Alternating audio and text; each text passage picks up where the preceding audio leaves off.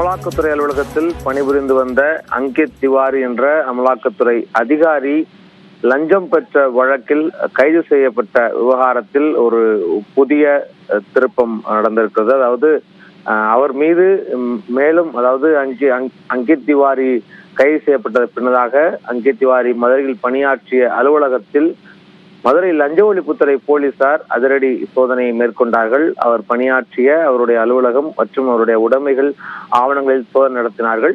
அந்த சோதனையின் போது 3 மணி நேரத்திற்கு மேலாக அதிகாரிகள், லஞ்ச ஒழிப்புத்துறை அதிகாரிகள் காக்க வைக்கப்பட்டு அவர்கள் சோதனை செய்வதற்கான அனுமதி என்பது மறுக்கப்பட்டிருந்ததாக ஒரு புகாரானது தற்பொழுது வெளியாக இருக்கிறது. அந்த புகாரினுடைய அடிப்படையில் மதுரை தல்லாகுளம் சரக காவல்துறையினர் அமலாக்கத்துறை அதிகாரி உதவி இயக்குநருக்கு ஒரு நோட்டீஸ் ஆனது அனுப்பியிருக்கிறார்கள்.